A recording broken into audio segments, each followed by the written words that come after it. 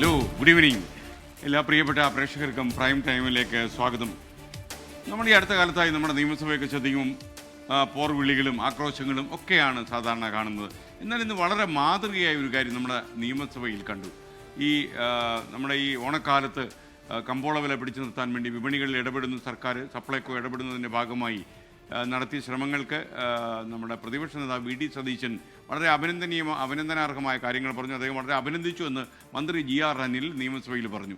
കേട്ടപാടെ V D Satheesan പറഞ്ഞു, ഇത് ഈ പച്ചക്കള്ളമാണ് ഈ പറയുന്നത്, സത്യമല്ല, ഞാനങ്ങനെ പറഞ്ഞിട്ടില്ല എന്നാലും പറയും. പിന്നീട് അദ്ദേഹത്തിന് മനസ്സിലായി അദ്ദേഹം ഇതൊരു പൊതുസ്ഥലത്ത് പ്രസംഗിച്ചതാണ്. അദ്ദേഹം സപ്ലൈകോ നടത്തുന്ന ഇടപെടലും ഈ മാർക്കറ്റിലെ ഇൻ്റർവെൻഷനും ഒക്കെ അദ്ദേഹം അഭിനന്ദിച്ചു. ഈ കാര്യം മനസ്സിലായപ്പോൾ അദ്ദേഹം സ്പീക്കർക്ക് ആദ്യം കത്തെഴുതി. മാത്രമല്ല, അദ്ദേഹം പച്ചക്കള്ളം എന്നുള്ളത് അൺപാർലമെൻ്ററി വേർഡാണ് ഉപയോഗിച്ചത്, അദ്ദേഹം അത് തിരുത്തുന്നു, പിൻവലിക്കുന്നു എന്ന് പറഞ്ഞു. അത് അനുകരണീയമായ മാതൃകയാണ് നമ്മുടെ സ്പീക്കർ എൻ ശംസീർ തന്നെ പറയുകയുണ്ടായി. പിഴവ് പറ്റിയാൽ, അബദ്ധം പറ്റിയാൽ അത് സമ്മതിക്കുക എന്നത് നല്ലൊരു മനസ്സിൻ്റെ ലക്ഷണമാണ്. Thanks to V D Satheesan. Prime time ആരംഭിക്കുന്നു.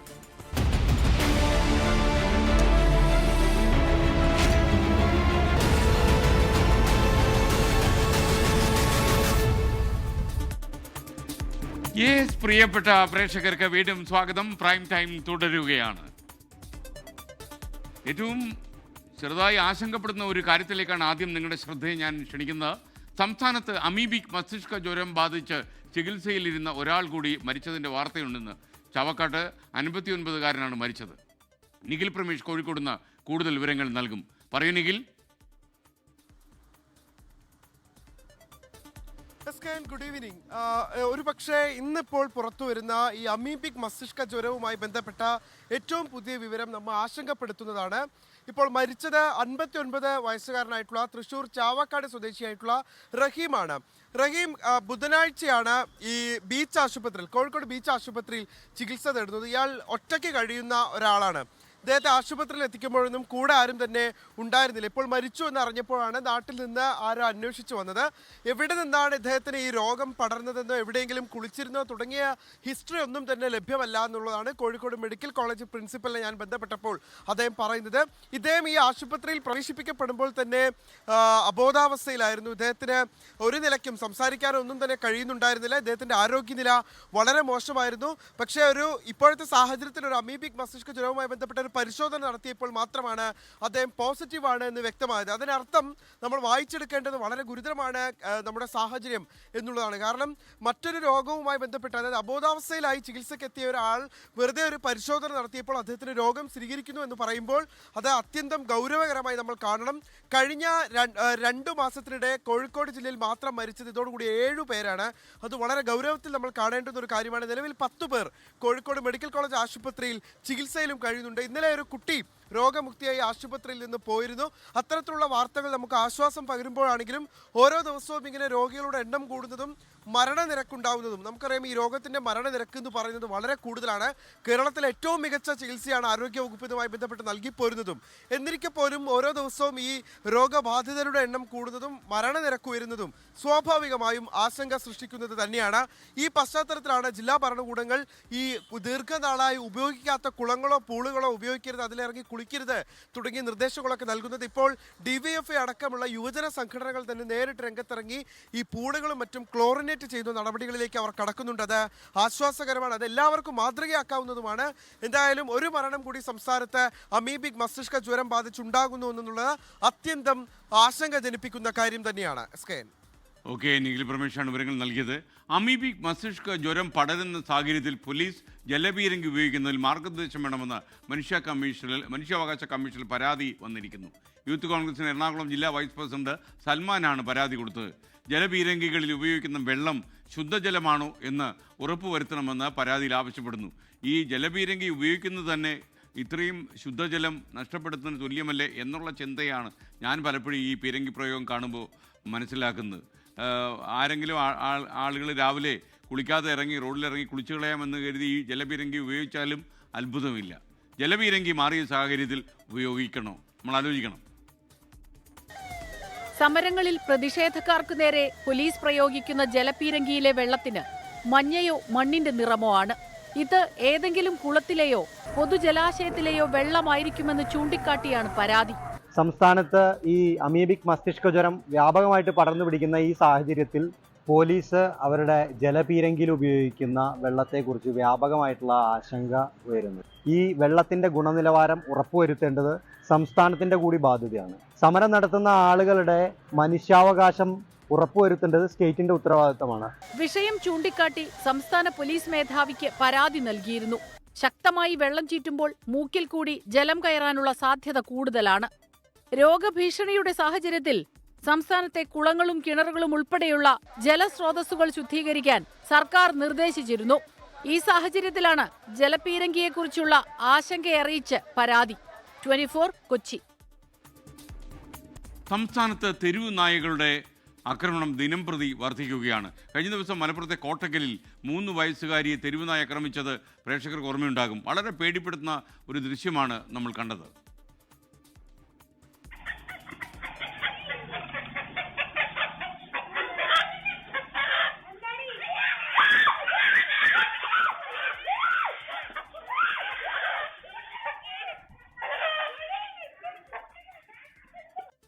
ആക്രമണത്തിൽ നഷ്ടപരിഹാരം ആവശ്യപ്പെട്ട് രംഗത്തെത്തിയിരിക്കുകയാണ് പരിക്കേറ്റ 3 വയസ്സുകാരിയുടെ പിതാവ്. കോട്ടക്കൽ നഗരസഭാ സെക്രട്ടറിക്കാണ് 10 ലക്ഷം രൂപ ആവശ്യപ്പെട്ട് കോട്ടക്കൽ സ്വദേശി സ്വാലിഹ് കത്ത് നൽകിയത്. പരാതി കൊടുത്തിട്ടുണ്ട്. ഞാൻ ഇപ്പോൾ സുപ്രീം കോടതിൻ്റെ വിധി അനുസരിച്ച് ഇതിൻ്റെ ഉത്തരവാദി ശരിക്ക് തദ്ദേശ സ്വയംഭരണ സ്ഥാപനങ്ങളാവും. അപ്പോൾ തദ്ദേശ സ്വയംഭരണ സെക്രട്ടറിക്ക് പരാതി കൊടുത്തിട്ടുണ്ട്. കോമ്പൻസേഷൻ ആവശ്യപ്പെട്ടിട്ടുണ്ട്. ഉന്മൂലനം ചെയ്യാനുള്ള പദ്ധതികളും അതുപോലെ തന്നെ ABC സെൻറ്റർ സ്ഥാപിക്കാനും ഒക്കെ ബർത്ത് കൺട്രോൾ സെൻറ്റർ സ്ഥാപിക്കാനൊക്കെ ഞാൻ എൻ്റെ പരാതിയിൽ പറഞ്ഞിട്ടുണ്ട്. ഞാനൊരു പൊതുപ്രവർത്തകനാണ് ഇവിടെ. അപ്പോൾ ആളുകൾക്ക് അത് പരമാവധി മാതൃകാപരമായിട്ട് ഇതിൻ്റെ എന്ത് നടപടിയാണ് സ്വീകരിക്കാൻ പറ്റുക അതിൻ്റെ പിറകിൽ ഞാൻ പോവും. പിന്നെ അതിൽ നായയുടെ കാര്യത്തിലും മറ്റും ഒരു പിതാവ് എന്നുള്ള നിലക്ക് നമ്മളെ കുട്ടിക്ക് കടിക്കുമ്പോൾ നമ്മളെ മുമ്പിൽ മറ്റ് മതിലുകൾക്കപ്പുറം ആകാശവും ഭൂമിയും മാത്രമേ കാണാം. അപ്പോൾ അത് നമ്മൾ തക്ക സമയത്ത് യുക്തമായ തീരുമാനം ആ കാര്യത്തിലെടുക്കും. ABC സെന്റർ തുടങ്ങാൻ ഭൂമി ലഭിച്ചില്ലെന്ന് മലപ്പുറം ജില്ലാ പഞ്ചായത്ത് പ്രസിഡന്റ് 24 പറഞ്ഞു. നിലവിൽ മലപ്പുറം ജില്ലയിൽ മാത്രമേ ഉള്ളൂ ABC കേന്ദ്രം ഇല്ലാത്തത്. അതിൻ്റെ തടസ്സം എന്ന് പറയുന്നത് ജില്ലാ പഞ്ചായത്തിൻ്റെ ചുമതലയാണ് ABC കേന്ദ്രം നിർമ്മിച്ചു കൊടുക്കേണ്ടത്. പക്ഷേ ജില്ലാ പഞ്ചായത്തിന് സ്വന്തമായി ഭൂമിയില്ല. പിന്നീട് നമ്മൾ കളക്ടറുമായി കൂടിക്കാഴ്ച നടത്തിയതിന് ശേഷം നമ്മൾ റവന്യൂ ഭൂമി ആവശ്യപ്പെട്ടിട്ടുണ്ടായിരുന്നു. ലീസിനെടുക്കാൻ ഭരണസമിതി തയ്യാറായി കത്തും കളക്ടർക്ക് നൽകിയിട്ടുണ്ട്. പക്ഷേ ഭൂമി നമുക്ക് ഇതുവരെ ലഭ്യമായിട്ടില്ല. ഇപ്പോൾ ഇന്നലെ കളക്ടറുമായി സംസാരിച്ചപ്പോൾ ഈ പോർട്ടബിൾ ABC കേന്ദ്രത്തിന് സർക്കാർ അനുമതി ലഭ്യമാകുകയാണെങ്കിൽ തീർച്ചയായും മലപ്പുറം ജില്ലയിൽ ജില്ലാ പഞ്ചായത്ത് അത് യാഥാർത്ഥ്യമാക്കും. മലപ്പുറം ജില്ലാ പഞ്ചായത്ത് പ്രസിഡന്റ് MK റഫീഖ സംസാരിക്കുകയായിരുന്നു. വിപിൻ C വിജയൻ മലപ്പുറത്ത് നിന്ന് വിശദാംശങ്ങളുമായി ചേരുന്നു. പറയൂ വിപിൻ.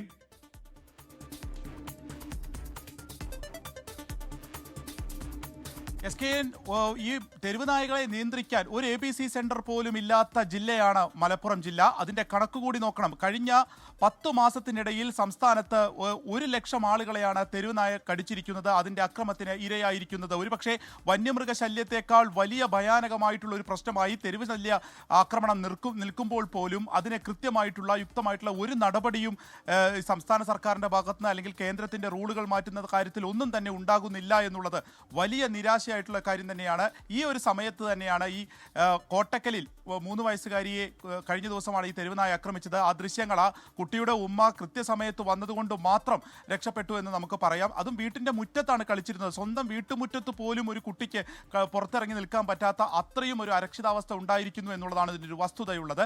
അതുകൊണ്ട് തന്നെയാണ് ഈ പിതാവ് ഒരു നിർണായകമായിട്ടുള്ള ഒരു നീക്കം നടത്തിയിരിക്കുന്നത്. നഷ്ടപരിഹാരം ആവശ്യപ്പെട്ടുകൊണ്ട് 10 ലക്ഷം രൂപ ആവശ്യപ്പെട്ടുകൊണ്ടാണ് മലപ്പുറം മുനിസിപ്പൽ സെക്രട്ടറിക്ക് കത്ത് നൽകിയിരിക്കുന്നത്. 7 ദിവസത്തിനകം ഇതിലൊരു നടപടി ഉണ്ടാകണം. എന്ത് നടപടി എടുത്തു എന്നുള്ളത് തന്നെ അറിയിക്കണം എന്നുള്ളത് കൂടി ആവശ്യപ്പെട്ടിരിക്കുകയാണ്. സുപ്രീം കോടതിയുടെ വിധിപ്രകാരമാണ് ഇത്തരത്തിലുള്ളൊരു നീക്കം നടത്തുകയും ചെയ്തിരിക്കുന്നത്. ഈ ഓരോ ബ്ലോക്ക് പഞ്ചായത്തിലും 2 വന്ധീകരണ യൂണിറ്റ് വീതം വേണം എന്നുള്ളതായിരുന്നു മന്ത്രിതല തീരുമാനം തന്നെ ഉണ്ടായിരുന്നത്. മലപ്പുറം ജില്ലയിൽ തന്നെ അടിയന്തരമായി 45 കേന്ദ്രങ്ങൾ ഉടൻ തുടങ്ങുമെന്ന് പ്രഖ്യാപിച്ചിട്ട് തന്നെ വർഷങ്ങളായി. പക്ഷേ അതിലൊന്നുപോലും നടന്നിട്ടില്ല എന്നുള്ളതാണ് വസ്തുത. അതിന് സ്ഥലം കിട്ടുന്നില്ല എന്നുള്ളതാണ് ഇപ്പോൾ ഈ ജില്ലാ പഞ്ചായത്ത് പറയുന്നത്. പറയുന്നത്. സ്ഥലം കിട്ടുകയാണെങ്കിൽ അവിടെ ഒരു കെട്ടിടം പണിയാൻ തയ്യാറാണെന്ന് ജില്ലാ പഞ്ചായത്ത് പറയുന്നു. എന്നാൽ എവിടെ സ്ഥലം കണ്ടെത്തിയാലും അവിടുത്തെ നാട്ടുകാർ വലിയ എതിർപ്പ് ഉന്നയിക്കുന്നു എന്നുള്ളതാണ് ജില്ലാ ഭരണകൂടത്തിന് ഇതുമായി ബന്ധപ്പെട്ട് പറയാനുള്ളത്. ചുരുക്കത്തിൽ ഇങ്ങനെ തെരുവുനായ ശല്യം അതിരൂക്ഷമായി തുടരുന്നു. ഇതിന്റെ എണ്ണം പോലും മൃഗസംരക്ഷണ വകുപ്പിന്റെ പോലും കയ്യിലില്ല. ഒരു 18,000-ന്റെ കണക്കൊക്കെയാണ് മലപ്പുറം ജില്ലയിൽ തന്നെ പറയുന്നത്. പക്ഷേ അതിൻ്റെയൊക്കെ ഒരു 10 ഇരട്ടി തെരുവുനായകൾ ഇവിടെ ഉണ്ടെന്നും അവ ആക്രമിക്കുന്നുണ്ട് എന്നുള്ളതും ഒരു തെളിഞ്ഞ വസ്തുതയായിട്ട് തന്നെ നിൽക്കുമ്പോഴും ഒരു നടപടിയും ഇതുവരെ ഉണ്ടാകുന്നില്ല എന്നുള്ളതാണ്. ഓരോ ദിവസം കഴിയുന്തോറും അതിന്റെ എണ്ണം ദിനം പ്രതി വർദ്ധിച്ചു വരികയാണ്. ആളുകൾ പേടിച്ചുകൊണ്ടിരിക്കുകയുമാണ്. SK. Okay, thank you. Bipin C വിജയനാണ് വിവരങ്ങൾ നൽകിയത്. സംസ്ഥാനത്ത് തെരുവുനായ ശല്യം വർദ്ധിക്കുമ്പോഴും അതിനെ നിയന്ത്രിക്കാനുള്ള വന്ധ്യംകരണ കേന്ദ്രങ്ങൾ വളരെ കുറച്ച് മാത്രമേ ഉള്ളൂ. 17 കേന്ദ്രങ്ങളാണ് സംസ്ഥാനത്ത് ആകെയുള്ളത്. ഒരു കേന്ദ്രം പോലും ഇല്ലാത്ത ജില്ല പോലുമുണ്ട്. കഴിഞ്ഞ 10 മാസങ്ങൾക്കിടെ 1 ലക്ഷത്തോളം പേരെ തെരുവുനായ ആക്രമിച്ചു. Prime time exclusive.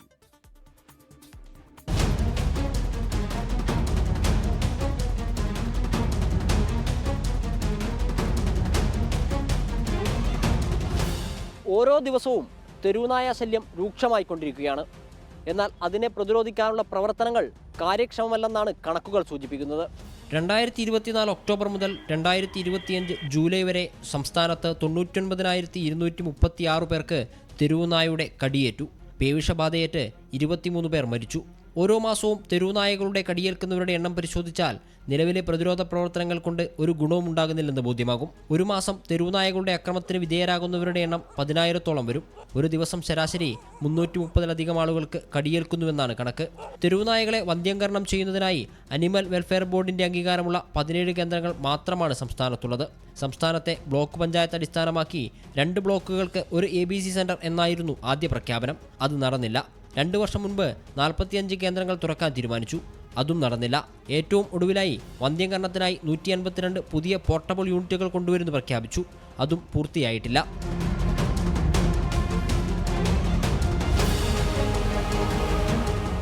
കോഴിക്കോട് ജില്ലയിലെ 2 ABC കേന്ദ്രങ്ങളിൽ ഒന്നാണിത്. ഭൂരിപക്ഷം ജില്ലകളിലും ആകെയുള്ളത് ഒരു ABC കേന്ദ്രം മാത്രമാണ്. മലപ്പുറത്താണെങ്കിൽ പേരിനു പോലും ഒന്നുമില്ല.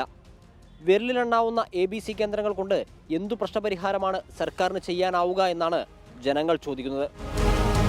24 കോഴിക്കോട്.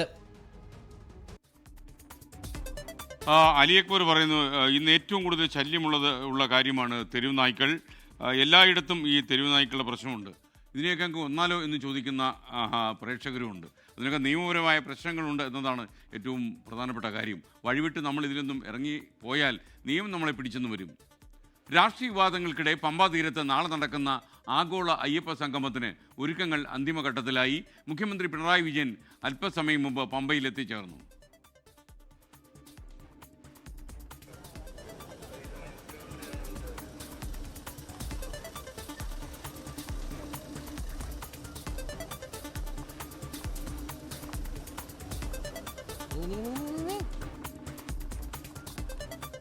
മുഖ്യമന്ത്രി പമ്പയിൽ എത്തിച്ചേരുന്നതിൻ്റെ ദൃശ്യങ്ങളാണ് പ്രിയപ്പെട്ട പ്രേക്ഷകർ കാണുന്നത്.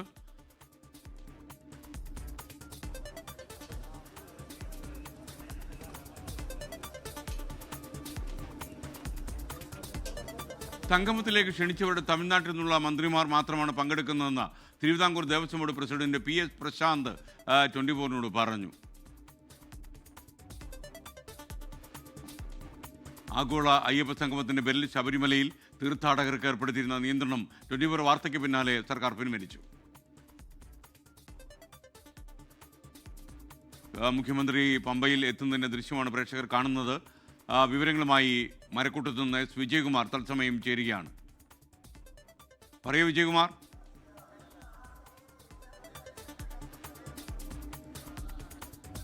SKN, നമ്മൾ പമ്പയിലെ നാളത്തെ പരിപാടിയുടെ ഭാഗമായുള്ള ക്രമീകരണങ്ങളിലെല്ലാം അതെല്ലാം പൂർത്തിയായി കഴിഞ്ഞു. നാളെ രാവിലെ 9:30-ക്കാണ് ഉദ്ഘാടന സെഷൻ ആരംഭിക്കുന്നത്. മുഖ്യമന്ത്രി പിണറായി വിജയൻ അല്പസമയം മുമ്പാണ് പമ്പയിലെത്തിയത്. അദ്ദേഹം ഇപ്പോഴവിടെ വിശ്രമിക്കുകയാണ്. അവിടുത്തെ മരാമത്ത് കോംപ്ലക്സിൽ പ്രത്യേകം അദ്ദേഹത്തിന് തയ്യാറാക്കിയ റൂമിലാണ് അദ്ദേഹം വിശ്രമിക്കുന്നത്. ദേവസ്വം മന്ത്രിയുണ്ട്, തിരുവിതാംകൂർ ദേവസ്വം ബോർഡ് പ്രസിഡന്റ് ഉണ്ട്, അങ്ങനെ ഉന്നത ഉദ്യോഗസ്ഥരും ജനപ്രതിനിധികളും ഒക്കെ അവിടെ മുഖ്യമന്ത്രിയെ സ്വീകരിക്കാൻ എത്തിയിരുന്നു. നേരത്തെ ഒരു അവലോകന യോഗവും അവിടെ ചേർന്നിരുന്നു. ദേവസ്വം മന്ത്രിയും ദേവസ്വം ബോർഡ് പ്രസിഡന്റും ഒക്കെ പങ്കെടുത്ത ഒരു അവലോകന യോഗവും നടന്നിരുന്നു. രാവിലെ 9:30-ക്ക് മുഖ്യമന്ത്രി പങ്കെടുക്കുന്ന ഉദ്ഘാടന സെഷൻ, അതിൽ ദേവസ്വം മന്ത്രിയാണ് അധ്യക്ഷൻ. തമിഴ്നാട്ടിൽ നിന്നുള്ള 2 മന്ത്രിമാർ ഉൾപ്പെടെ അതുപോലെ തന്നെ സമുദായ സംഘടനകൾ, SNDP യോഗം ജനറൽ സെക്രട്ടറി, NSSനെ പ്രതിനിധീകരിച്ച് തിരുവനന്തപുരം താലൂക്ക് യൂണിയന്റെ പ്രസിഡന്റ്, മറ്റ് സമുദായ സംഘടനാ നേതാക്കൾ, അതുപോലെ തന്ത്രി കുടുംബാംഗങ്ങളൊക്കെ പങ്കെടുക്കുന്ന ഒരു ഉദ്ഘാടന സമ്മേളനമാണ് ആദ്യം നടക്കുന്നത് പമ്പയിലെ ത്രിവേണിയിൽ തയ്യാറാക്കിയ പ്രത്യേക വേദിയിൽ. അതിനുശേഷം 3 സെഷനുകളാണ് ഈ ആഗോള അയ്യപ്പ സംഗമത്തിന്റെ ഭാഗമായി ഉള്ളത്. അത് 3ഉം ശബരിമലയുമായി ബന്ധപ്പെട്ടതാണ്. അതിൽ ആദ്യത്തെ സെഷനിലെ ഉദ്ഘാടന വേദിയിൽ തന്നെ ശബരിമല മാസ്റ്റർ പ്ലാൻ സംബന്ധിച്ച ചർച്ചയാണ് അതിൽ നടക്കുന്നത്. കെ ജയകുമാർ IAS ആണ് അതിൻ്റെ മോഡറേറ്റർ. പിന്നീടുള്ളത് പമ്പയുടെ ശബരിമലയിലെ ക്രൗഡ് മാനേജ്മെൻറ്റുമായി ബന്ധപ്പെട്ടാണ്. അതിന് ക്രൗഡ് മാനേജ്മെൻറ്റുമായി ബന്ധപ്പെട്ട ആ സെഷന് മുൻ DGP ജേക്കബ് പുന്നൂസ് മോഡറേറ്റർ ആയിരിക്കും. പിന്നീടുള്ളത് ശബരിമല ഉൾപ്പെടെ തീർത്ഥാടക സർക്യൂട്ട് ഉൾപ്പെടുത്തിക്കൊണ്ടുള്ള ഒരു പിൽഗ്രിമേജ് ടൂറിസം എന്ന നിലയിൽ ഒരു തീർത്ഥാടക ടൂറിസം സർക്യൂട്ടിനെ പറ്റിയുള്ള ഒരു സെഷനുണ്ട്. അങ്ങനെ 3 സെഷനുകളാണ് ഉദ്ഘാടനത്തിന് ശേഷം നടക്കുന്നത്. ഈ 3 സെഷനുകളിലെ അഭിപ്രായങ്ങൾ ക്രോഡീകരിച്ച് ഒരു പേപ്പർ പിന്നീട് ദേവസ്വം മന്ത്രി സമാപന സമ്മേളനത്തിൽ അവതരിപ്പിക്കുകയും ചെയ്യും. ഒരു പേപ്പർ പ്രസന്റേഷൻ ഉണ്ട്, അതിന്മേൽ തുടർച്ചയും ഉണ്ടാകും. പിന്നീട് ഇത് അവലോകനം ചെയ്യാൻ ഒരു സമിതിയുണ്ട്. ആ സമിതി ഈ അയ്യപ്പ സംഗമത്തിന്റെ ഭാഗമായി രൂപപ്പെട്ടു വരുന്ന നിർദ്ദേശങ്ങൾ വിലയിരുത്തുകയും അതിന് നടപ്പാക്കൽ സംബന്ധിച്ച് അവലോകനവും ഒക്കെ നടത്തും. അതിനൊരു സമിതിയുമുണ്ട്. അങ്ങനെ ഇതിനൊരു തുടർച്ചയുണ്ടാകുന്ന തരത്തിലാണ് അയ്യപ്പ സംഗമത്തിന്റെ നടപടിക്രമങ്ങൾ ക്രമീകരിച്ചിരിക്കുന്നത്. നമുക്കറിയാം SK, ഇതൊരു വലിയ സംഗമമാണ്. അതിലേക്ക് 3500 പ്രതിനിധികൾ പങ്കെടുക്കുന്നുണ്ട്. വിവിധ സംസ്ഥാനങ്ങളിൽ നിന്നും രാജ്യത്തിന് പുറത്തുനിന്നും പ്രതിനിധികൾ പങ്കെടുക്കുന്നുണ്ട്. പക്ഷേ ഇതിൽ ദക്ഷിണേന്ത്യൻ സംസ്ഥാനങ്ങളിലെ എല്ലാ മന്ത്രിമാരുൾപ്പെടെയുള്ളവരെ സർക്കാർ ക്ഷണിച്ചിരുന്നു. പക്ഷേ തമിഴ്നാട്ടിൽ നിന്നുള്ള 2 മന്ത്രിമാർ മാത്രമേ പങ്കെടുക്കുന്നുള്ളൂ. ഡൽഹി ലഫ്റ്റനന്റ് ഗവർണർ പങ്കെടുക്കുമെന്ന് അറിയിച്ചിരുന്നു, അദ്ദേഹം അവസാന നിമിഷം പിന്മാറി. കർണാടക മന്ത്രി പങ്കെടുക്കുമെന്ന് അറിഞ്ഞിരുന്നു, അദ്ദേഹവും വരില്ല എന്നറിയിച്ചു.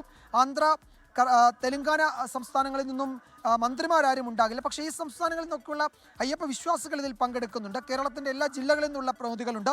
3500 പേരെയാണ് നാളത്തെ പരിപാടിയിലേക്ക് ഇപ്പോൾ പ്രതീക്ഷിക്കുന്നത്. ആ 3500 പേര് പ്രതിനിധികൾ എന്ന നിലയിലായിരിക്കും അതിൽ പങ്കെടുക്കുക. രാജ്യത്തിന് പുറത്തുനിന്ന് ഏതാണ്ട് 250ഓളം പേർ പങ്കെടുക്കും എന്നതാണ് ദേവസ്വം ബോർഡിൻ്റെ കണക്ക്.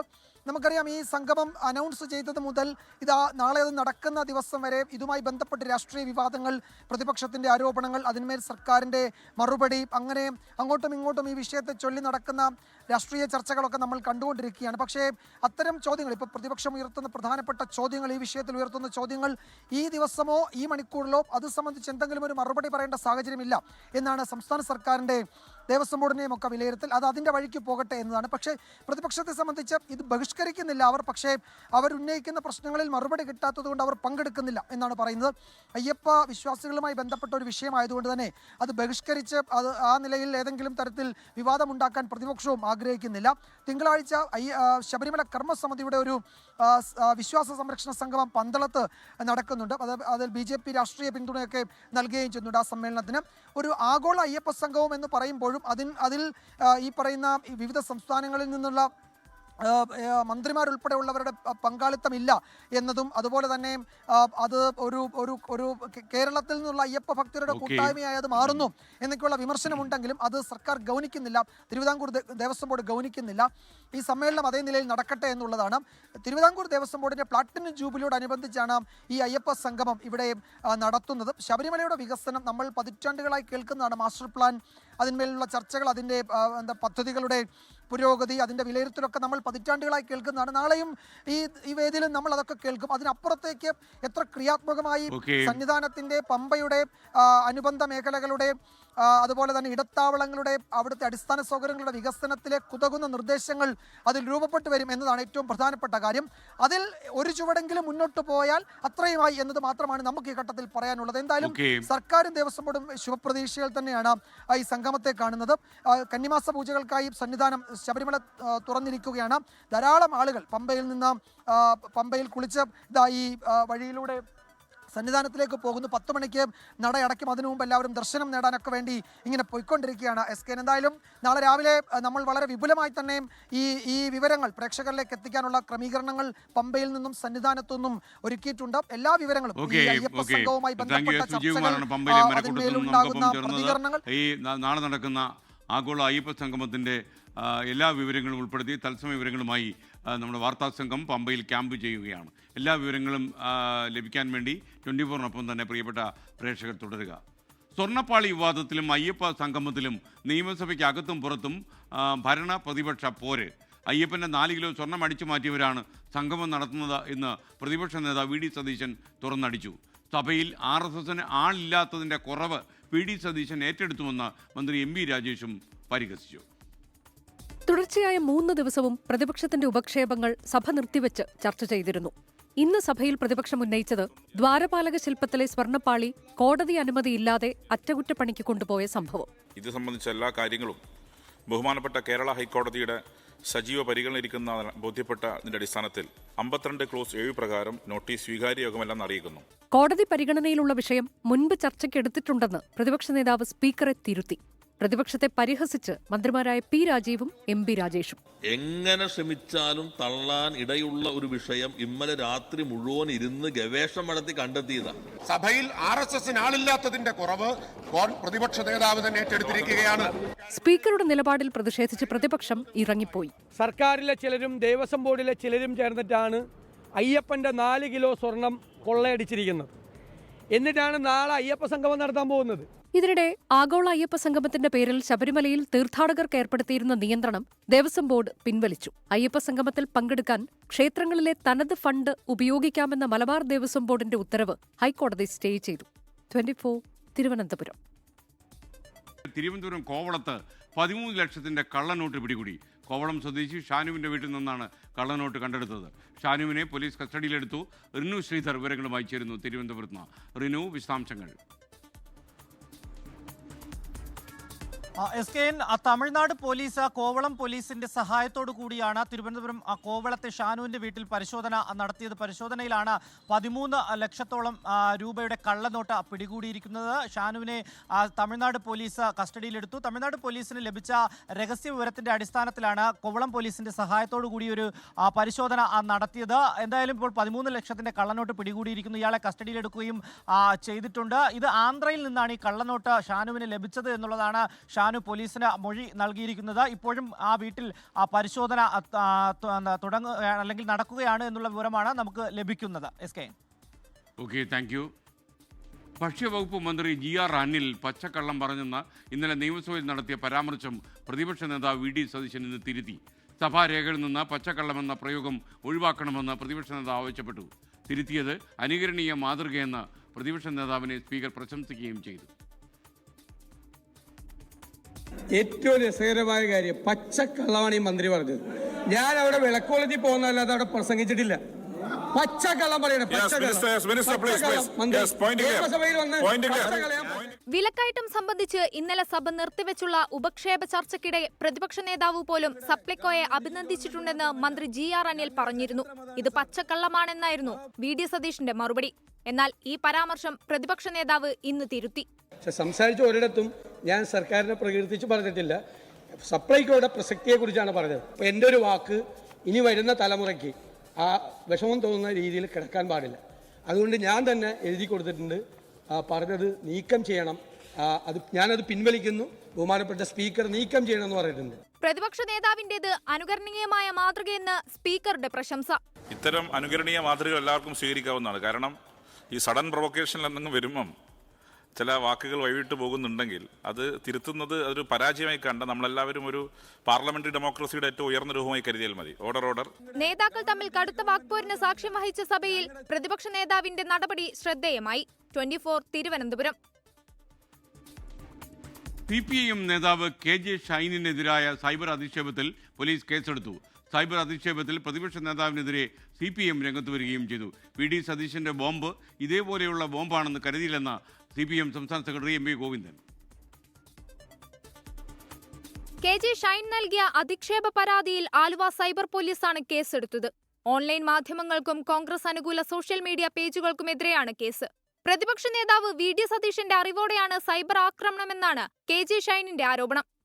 ഒരു പ്രസ്ഥാനത്തെ സംബന്ധിച്ച് ആ പ്രസ്ഥാനത്തിലുള്ള ഉത്തരവാദിത്തപ്പെട്ടവരുടെ പോസ്റ്റുകൾ വന്നിട്ടുണ്ടെങ്കിൽ അതവർ അറിയാതിരിക്കില്ല എന്നാണ് ആ ഒരു ബോധ്യമാണ് എനിക്കുള്ളത്. സൈബർ അധിക്ഷേപത്തിൽ വൈപ്പിൻ MLA KN ഉണ്ണികൃഷ്ണനും പരാതി നൽകിയിട്ടുണ്ട്. DGPക്കും മുഖ്യമന്ത്രിക്കും വൈപ്പിനുൾപ്പെടുന്ന മുനമ്പം DYSPക്കും ആലുവ SP-ക്കും എല്ലാം ഞാൻ പരാതി കൊടുത്തിട്ടുണ്ട്. ആരോപണങ്ങൾ തള്ളുകയാണ് VD സതീശൻ. ഇതുപോലത്തെ ഏത് കേസ് ഉണ്ടായാലും എൻ്റെ നെഞ്ചത്തോട്ട് കയറണം എന്തിനാ? ആരെവിടെ ഈ കേസ് ഇങ്ങനത്തെ കേസ് ഉണ്ടായാലും പ്രതിപക്ഷ നേതാവിന് എൻ്റെ വീട്ടിലേക്ക് മാർച്ച് ഞാൻ എന്ത് ചെയ്തിട്ടാണ്? KJ ഷൈനും KN ഉണ്ണികൃഷ്ണനുമെതിരെ കേട്ടാലറയ്ക്കുന്ന കള്ളപ്രചാരണം നടത്തുന്നെന്ന് CPIM സംസ്ഥാന secretary MV Govindan. VD Satheesan ഉണ്ടാക്കിയെടുത്ത ബോംബാണെന്ന് പറയുന്നില്ലെന്നും എന്നാൽ സതീശൻ ഉൾപ്പെട്ട നേതൃത്വത്തിന്റെ അറിവില്ലാതെ കോൺഗ്രസ് സൈബർ വിഭാഗം ഇത്തരമൊരു കാര്യം ചെയ്യില്ലെന്നും MV ഗോവിന്ദൻ.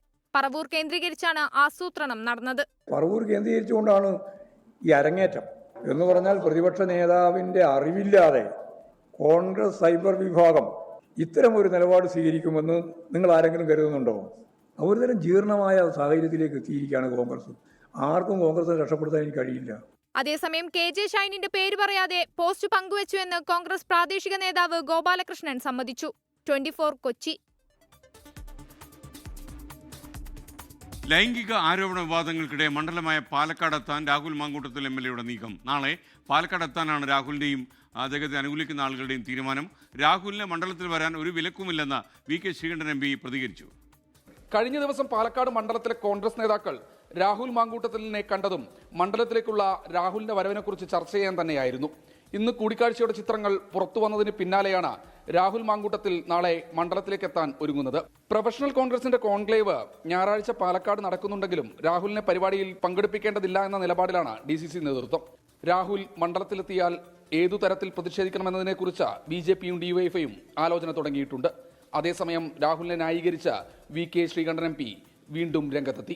MLA എന്നുള്ള നിലയിലുള്ള അദ്ദേഹത്തിന്റെ ഔദ്യോഗിക കൃത്യനിർവഹണം നടത്താൻ യാതൊരു നിയമ തടസ്സവുമില്ല. തടസ്സമുണ്ടെങ്കിൽ സ്പീക്കറാണ് പറയേണ്ടത്.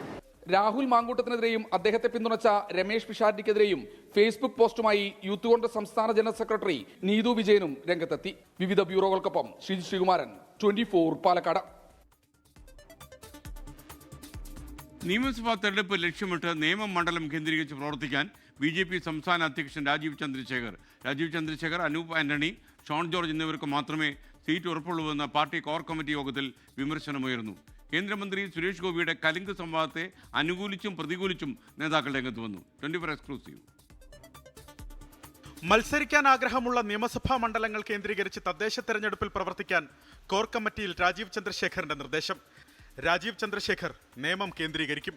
എന്നാൽ രാജീവിനും അനൂപ് ആന്റണിക്കും ഷോൺ ജോർജിനും മാത്രമേ സീറ്റ് ഉറപ്പുള്ളൂവെന്നും മറ്റു നേതാക്കൾ ഏതു മണ്ഡലത്തിൽ ശ്രദ്ധിക്കണമെന്ന അറിയിപ്പ് ഇതുവരെ കിട്ടിയില്ല എന്നും വിമർശനമുയർന്നു. പാലക്കാട്, പന്തളം നഗരസഭകൾ നഷ്ടപ്പെടുത്തരുത്.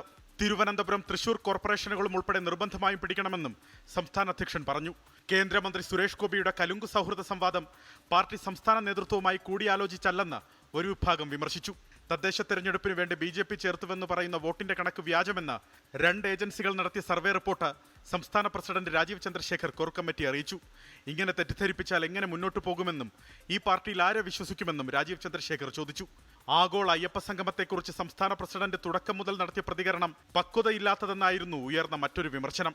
അലക്സ് റാം മുഹമ്മദ്, 24 തിരുവനന്തപുരം. സർക്കാർ നടത്തുന്ന വികസന സദസ്സിൽ സഹകരിക്കില്ല എന്ന UDF നിലപാട് തള്ളി മലപ്പുറം മുസ്ലിം ലീഗ് ജില്ലാ കമ്മിറ്റിയുടെ സർക്കുലർ. മാറി നിന്നാൽ സർക്കാർ നേട്ടങ്ങൾ മാത്രം ജനങ്ങൾക്ക് മുമ്പിൽ എത്തുമെന്ന് സർക്കുലറിൽ പറയുന്നു. വിവാദമായതോടെ മുസ്ലിം ലീഗ് ജില്ലാ കമ്മിറ്റി മലക്കം പറഞ്ഞു. സർക്കാരിന്റെ വികസന സദസ്സിന്റെ ഭാഗമാകില്ലെന്നും സ്വന്തം നിലയ്ക്ക് നടത്തുമെന്നും P. അബ്ദുൽ ഹമീദ് MLA അറിയിച്ചു. തദ്ദേശ വകുപ്പും PRDയും ചേർന്ന തദ്ദേശ സ്ഥാപനങ്ങളിൽ ഈ മാസം 22 മുതൽ അടുത്ത മാസം 20 വരെയാണ് വികസന സദസ്സുകൾ സംഘടിപ്പിക്കുന്നത്. സദസ്സ് ദൂർത്താണെന്നും സഹകരിക്കില്ലെന്നും UDF സംസ്ഥാന നേതൃത്വം നേരത്തെ വ്യക്തമാക്കിയിരുന്നു.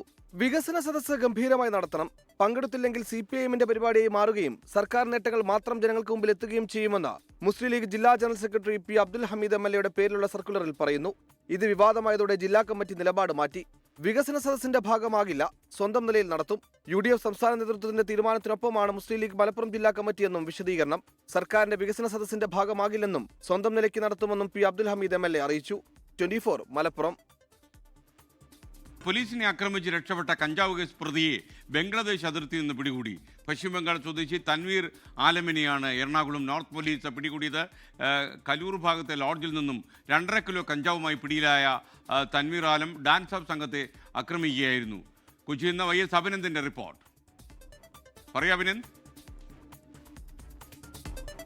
SKN കഴിഞ്ഞ ഒരു വർഷക്കാലം സമഗ്രമായ അന്വേഷണത്തിനൊടുവിലാണ് ഇപ്പോൾ പ്രതിയെ ബംഗ്ലാദേശ് അതിർത്തിയിൽ നിന്നും എറണാകുളം നോർത്ത് പോലീസ് പിടികൂടിയിട്ടുള്ളത്. കഴിഞ്ഞ വർഷമാണ് 2.5 കിലോ കഞ്ചാവുമായിട്ട് എറണാകുളം കരൂരിലെ ലോഡ്ജിൽ നിന്നും ഇവരെ പിടികൂടിയത്. ജില്ലാ തലത്തിൽ പ്രത്യേകം രൂപീകരിച്ച ഡാൻസ് ഓഫ് സംഘത്തെ ആക്രമിച്ചായിരുന്നു ഈ പ്രതി ഇവിടെ നിന്നും മുങ്ങിയത്. എന്തായാലും ഒരു വർഷം കൊച്ചി സിറ്റി പോലീസ് കമ്മീഷണറുടെ നിർദ്ദേശപ്രകാരം സമഗ്രമായിട്ടൊരു അന്വേഷണം നടത്തിയിരുന്നു. അതിൽ നിന്നാണ് ഇപ്പോൾ ആ പ്രതിയെ പിടികൂടാനായിട്ട് സാധിച്ചിട്ടുള്ളത്. തൻവീർ ആലം പശ്ചിമബംഗാൾ സ്വദേശിയാണ് ഇയാളെ അതിസാഹസികമായിട്ട് ഇപ്പോൾ പോലീസ് പിടികൂടിയിരിക്കുകയാണ്. എറണാകുളം നോർത്ത് പോലീസ് സബ് ഇൻസ്പെക്ടർമാരായിട്ടുള്ള ബിജു, CPOമാരായിട്ട് രാജ്മേനോൻ, അജിരേഷ്, റിനു എന്നിവരടങ്ങിയ പോലീസ് സംഘമാണ് വെസ്റ്റ് ബംഗാളിലെത്തി ബംഗ്ലാദേശ് അതിർത്തിയിൽ നിന്നും പ്രതിയെ പിടികൂടി കേരളത്തിലെത്തിച്ചത്.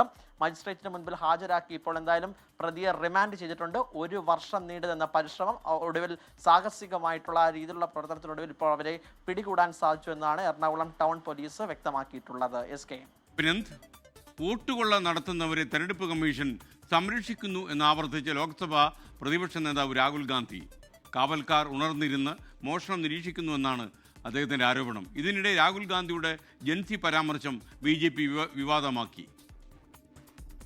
തെരഞ്ഞെടുപ്പ് കമ്മീഷനെതിരെ ഉന്നയിച്ച ആരോപണങ്ങൾ ലോക്സഭാ പ്രതിപക്ഷ നേതാവ് രാഹുൽ ഗാന്ധി ഇന്ന് വീണ്ടും ആവർത്തിച്ചു. തെരഞ്ഞെടുപ്പ് കാവൽക്കാർ ഉണർന്നിരുന്നു, മോഷണം നിരീക്ഷിച്ചുകൊണ്ടിരുന്നു, കള്ളന്മാരെ സംരക്ഷിച്ചുകൊണ്ടിരുന്നെന്നും രാഹുൽ ഗാന്ധി. കർണാടകയിലെ ആലന്ദ്, മഹാരാഷ്ട്രയിലെ രജുര മണ്ഡലങ്ങളിൽ ക്രമക്കേട് നടന്നുവെന്ന രാഹുലിന്റെ ആരോപണങ്ങൾ തെരഞ്ഞെടുപ്പ് കമ്മീഷൻ തള്ളിയിരുന്നു. തെളിവുകളടക്കം പുറത്തുവിട്ടായിരുന്നു തെരഞ്ഞെടുപ്പ് കമ്മീഷന്റെ മറുപടി. രാഹുൽ ഗാന്ധി പറയുന്നത് തെറ്റും അടിസ്ഥാനരഹിതവുമായ കാര്യങ്ങളാണെന്ന് മഹാരാഷ്ട്ര ഉപമുഖ്യമന്ത്രി ഏക്നാഥ് ഷിൻഡെയും പ്രതികരിച്ചു. അതേസമയം മഹാരാഷ്ട്ര മുഖ്യമന്ത്രി ദേവേന്ദ്ര ഫഡ്നാവിസ് രാജിവെക്കണമെന്നാവശ്യപ്പെട്ട് സംസ്ഥാന കോൺഗ്രസ് നേതൃത്വം രംഗത്തെത്തി. ഇതിനിടെ രാജ്യത്തെ യുവാക്കളും വിദ്യാർത്ഥികളും ജൻസിയും ഭരണഘടനയും ജനാധിപത്യത്തെയും സംരക്ഷിക്കുമെന്ന രാഹുൽ ഗാന്ധിയുടെ പോസ്റ്റ് വിവാദമാക്കി BJP രംഗത്തെത്തി. നേപ്പാളിലെ ജൻസി പ്രക്ഷോഭത്തെക്കുറിച്ചുള്ള പരോക്ഷ സൂചനയാണ് ഇതെന്നാണ് ആരോപണം. വോട്ട് കൊള്ളയ്ക്കെതിരായ ഒപ്പുശേഖരണ ക്യാമ്പയിനിൽ എല്ലാവരും പങ്കെടുക്കണമെന്ന് പ്രിയങ്ക ഗാന്ധി ആഹ്വാനം ചെയ്തു. I urge all of you to join our Vote Chori signature campaign. Just as every vote counts, every signature counts, every one of your voice standing up for democracy, standing up for the constitutional values which we are fighting for our constitution. 24 Delhi. Saudi അറേബ്യയും പാകിസ്ഥാനുമായുള്ള പ്രതിരോധ കരാറിൽ പ്രതികരണവുമായി India രംഗത്ത് വന്നു. Saudi Arabia ഇന്ത്യയുടെ തന്ത്രപരമായ പങ്കാളിത്തം നിലനിർത്തുമെന്ന് പ്രതീക്ഷിക്കുന്നതായി വിദേശകാര്യ മന്ത്രാലയ വക്താവ് രൺദീപ് ജയ്സ്വാൾ പറഞ്ഞു. അമേരിക്കയുമായുള്ള വ്യാപാര ചർച്ചകളിൽ ശുഭപ്രതീക്ഷയെന്നും വിദേശകാര്യ മന്ത്രാലയം. സൗദി അറേബ്യയും പാകിസ്ഥാനുമായുള്ള പ്രതിരോധ കരാർ ഇന്ത്യ വിശദമായി പരിശോധിക്കും. രാജ്യതാൽപര്യങ്ങൾ സംരക്ഷിക്കുന്നതിനും എല്ലാ മേഖലകളിലും സുരക്ഷ ഉറപ്പാക്കുന്നതിനും സർക്കാർ പ്രതിജ്ഞാബദ്ധമാണെന്ന് വിദേശകാര്യ മന്ത്രാലയം അറിയിച്ചു. സൗദിയും ഇന്ത്യയുമായുള്ളത് വർഷങ്ങൾ നീണ്ട സൗഹൃദം. India and Saudi Arabia, we have a wide-ranging strategic partnership which has deepened in the last several years considerably. We expect that this strategic partnership will keep in mind mutual interest and sensitivities. പാകിസ്ഥാനുമായുള്ള സൗദിയുടെ കരാറിൽ ഇരു രാജ്യങ്ങളെയും ആരാക്രമിച്ചാലും ഒന്നിച്ച് പ്രതിരോധിക്കുമെന്നാണ് വ്യവസ്ഥ. ഇതിൽ ഇന്ത്യയുടെ നിലപാട് നിർണായകമാണ്. ഇന്ത്യ-US വ്യാപാര കരാർ ചർച്ചകളിൽ ശുഭപ്രതീക്ഷയുണ്ട്. നിലവിലെ ചർച്ചകൾ ഇരു രാജ്യങ്ങളുമായുള്ള ബന്ധം പുതിയ തലത്തിലേക്ക് എത്തിക്കുമെന്നും രൺധീർ ജയ്സ്വാൾ പറഞ്ഞു. ഇറാനിലെ ചബഹാർ തുറമുഖ പദ്ധതിയിലെ ഉപരോധ ഇളവുകൾ പിൻവലിച്ച നടപടി അമേരിക്ക പുനഃപരിശോധിക്കുമെന്നാണ് പ്രതീക്ഷയെന്നും MEA വക്താവ്. പാകിസ്ഥാനെ ആശ്രയിക്കാതെ ഇന്ത്യക്ക് മധ്യേഷ്യൻ രാജ്യങ്ങളുമായി വാണിജ്യ ഇടപാട് നടത്താൻ സഹായിക്കുന്ന തുറമുഖമാണ് ചബഹാർ. Research desk 24. ഗസയിൽ വെടിനിർത്തൽ ആവശ്യപ്പെടുന്ന UN രക്ഷാസമിതിയുടെ പ്രമേയം അമേരിക്ക വീറ്റോ ചെയ്തു. ഇത് 6ാം തവണയാണ് ഇത്തരം പ്രമേയം അമേരിക്ക വീറ്റോ ചെയ്യുന്നത്. ഗസ സിറ്റിയിലേക്ക് 2 ദിശകളിൽ നിന്നും ഇസ്രായേൽ സൈന്യം മുന്നേറുകയാണെന്ന് സൈനിക വക്താവ് നദം ഷോഷാനി വ്യക്തമാക്കി. ഗസയിൽ ഇന്നലെ നടന്ന ആക്രമണങ്ങളിൽ 40 പേരാണ് കൊല്ലപ്പെട്ടത്. UN രക്ഷാസമിതിയിലെ 15-ൽ 14 അംഗങ്ങളും ഗസയിലെ വെടിനിർത്തലിനെ അനുകൂലിച്ചപ്പോൾ അമേരിക്ക വീറ്റോ ചെയ്യുകയായിരുന്നു. ഗസയിൽ അടിയന്തരമായ നിരുപാധികമായ വെടിനിർത്തൽ ആവശ്യപ്പെടുന്ന പ്രമേയം ഹമാസ് തടവിലാക്കിയ എല്ലാ തടവുകാരെയും മോചിപ്പിക്കാനും ഗസയിലേക്ക് മാനുഷിക സഹായത്തിനുള്ള നിയന്ത്രണങ്ങൾ നീക്കാനും ആഹ്വാനം ചെയ്യുന്നതായിരുന്നു. അതിനിടെ വടക്കൻ ഗസയിലേക്ക് 2 ദിശകളിൽ നിന്നും ഇസ്രയേൽ സൈന്യം മുന്നേറുകയാണെന്ന് ഇസ്രയേൽ സൈനിക വക്താവ് നദവ് ഷൊഷാനി വ്യക്തമാക്കി. ഡ്രോണുകളും യുദ്ധവിമാനങ്ങളും റിമോട്ട് നിയന്ത്രിത സ്ഫോടനങ്ങളും ഉപയോഗിച്ച് ജനവാസ കേന്ദ്രങ്ങളിൽ പരിഭ്രാന്തി പരത്തി ആളുകളെ തെക്കൻ ഗസയിലേക്ക് ഓടിക്കാനാണ് ശ്രമം. ഗസയിലേക്ക് സഹായം എത്തിക്കാനുള്ള എല്ലാ വഴികളും ഇസ്രയേൽ അടച്ചെന്നും ഗസ ഭക്ഷ്യക്ഷാമത്തിലേക്ക് നീങ്ങുകയാണെന്നും UN ഹ്യൂമാനിറ്റേറിയൻ ഓഫീസ് വ്യക്തമാക്കി. US പ്രസിഡന്റ് ഡൊണാൾഡ് ട്രംപും ബ്രിട്ടീഷ് പ്രധാനമന്ത്രി കിയർ സ്റ്റാർമറും നടത്തിയ സംയുക്ത വാർത്താസമ്മേളനത്തിൽ സ്വതന്ത്ര പലസ്തീൻ എന്ന കിയർ സ്റ്റാർമറുടെ പ്രസ്താവന ട്രംപ് പിന്തുണച്ചില്ല. International desk 24. സതീശൻ പറയുന്നു, ഓരോ കാലത്ത് ഓരോ രോഗം, ആദ്യം നിപ്പ, പിന്നെ കൊറോണ, വീണ്ടും നിപ്പ, പിന്നെ ഇപ്പോൾ അമീബിക്. അടുത്തത് എന്താണാവും? ഒരു പിടിയില്ല, ഒരു നിശ്ചയമില്ല, ഒന്നിനും തിരിയാ ലോക രഹസ്യമാർക്കുമേ എന്ന് പറയുന്നത് പോലെ ലോകം അങ്ങനെ മുന്നോട്ട് പോവുകയാണ്. ഈ വാർത്തകളിലേക്ക്. കൊച്ചി സെക്രട്ടേറിയറ്റ് കോളേജും മുത്തൂറ്റ് പാപ്പച്ചൻ ഗ്രൂപ്പും സംയുക്തമായി മാരത്തോൺ സംഘടിപ്പിക്കുന്നു. എൻവിർത്തോൺ എന്ന പേരിൽ സംഘടിപ്പിക്കുന്ന മാരത്തോണിൻ്റെ ജേഴ്സി ലോഞ്ച് കൊച്ചി സെക്രട്ടേറിയറ്റ് കോളേജിൽ നടന്നു. ഈ മാസം 28-ാം തീയതിയാണ് മാരത്തോൺ. 24 ആണ് ഇതിൻ്റെ മീഡിയ പാർട്ട്ണർ.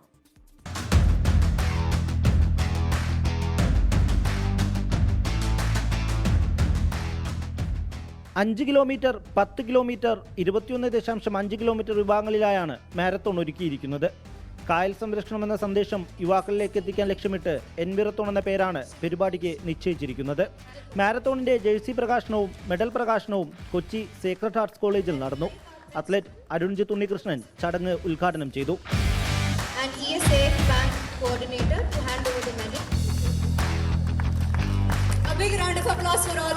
അണ്ണാകുഞ്ഞും തന്നാലായതെന്ന് പറഞ്ഞ പോലെ നമ്മളാൽ പറ്റുന്നത് നമുക്ക് ചെയ്യാമല്ലോ, അല്ലേ? നമ്മുടെ വീട്ടിലെ കാര്യങ്ങൾ നമുക്ക് നോക്കാം. അങ്ങനെ എല്ലാവരുടെയും വീട്ടിലെ കാര്യങ്ങൾ എല്ലാവരും നോക്കിക്കഴിഞ്ഞാൽ this world can be A beautiful place. ഈ മാസം 28-ന് സേക്രഡ് ഹാർട്സ് കോളേജിൽ നിന്നാണ് മാരത്തോൺ ആരംഭിക്കുന്നത്. 21.5 കിലോമീറ്റർ മാരത്തോൺ കൊച്ചിയെ ചുറ്റി കോളേജിൽ തന്നെ അവസാനിക്കുന്ന രീതിയിലാണ് ക്രമീകരണം. ഈ ഒരു ആശയം നമ്മുടെ ഹെൽത്ത് വളരെ പ്രധാനപ്പെട്ടതാണ്. ആ ഒരു ആശയം മുന്നോട്ട് വയ്ക്കുന്നു. ഒപ്പം എൻവയൺമെൻറ്റ്, അതോടൊപ്പം നമ്മൾ ജീവിക്കുന്ന ഭൂമി മനോഹരമായി സൂക്ഷിക്കുക, പുഴകളെ മനോഹരമായി സൂക്ഷിക്കുക എന്നൊക്കെ പറയുന്ന ഒരു മോട്ടോയാണ് ഞങ്ങൾ വെച്ചിരിക്കുക. Run for health, lakes our wealth എന്നുള്ളതാണ് ഞങ്ങളുടെ ഒരു മോട്ടോയായിട്ട്. എൻവിറത്തോൺ ജേഴ്സി ലോഞ്ചിന്റെ ഭാഗമായി വിദ്യാർത്ഥികളുടെ കലാകായിക പരിപാടികളും കോളേജിൽ ഒരുക്കിയിരുന്നു. മുത്തൂറ്റ് പാപ്പച്ചൻ ഗ്രൂപ്പുമായി സഹകരിച്ചാണ് മാരത്തോൺ സംഘടിപ്പിച്ചിരിക്കുന്നത്. 24 ആണ് എൻവിറത്തോണിന്റെ മാധ്യമ പങ്കാളി. 24 കൊച്ചി. സംസ്ഥാന ടൂറിസം വകുപ്പ് സംഘടിപ്പിക്കുന്ന ചാമ്പ്യൻസ് ബോട്ട് ലീഗിൻ്റെ 5ാം സീസണ് ആലപ്പുഴ കൈനകരിയിൽ തുടക്കമായി. നെഹ്റു ട്രോഫിക്ക് പിന്നാലെ CBL ആദ്യ മത്സരത്തിലും വില്ലേജ് ബോട്ട് ക്ലബിൻ്റെ വിയപുരം ചുണ്ടൻ നേതാക്കളായി. അടുത്ത മത്സരം 27-ാം തീയതി കോട്ടയം താഴത്തങ്ങാടിയിൽ നടക്കും.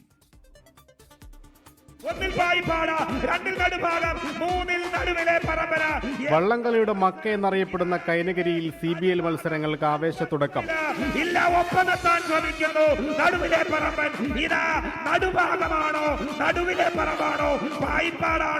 ആദ്യ മത്സരത്തിന്റെ ഫൈനലിൽ പള്ളാത്തുരുത്തി ബോട്ട് ക്ലബിനെ പിന്തള്ളി വില്ലേജ് ബോട്ട് ക്ലബിന്റെ വിയപുരം ചുണ്ടന ആധികാരിക ജയം.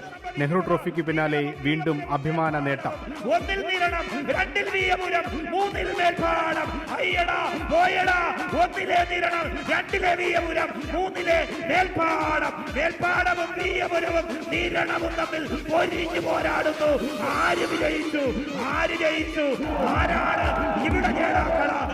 ശക്തനെ തന്നെ അടിച്ച് മലർത്തി തന്നെ ഞങ്ങൾക്ക് 1ാം സ്ഥാനം നേടാൻ സാധിച്ചു.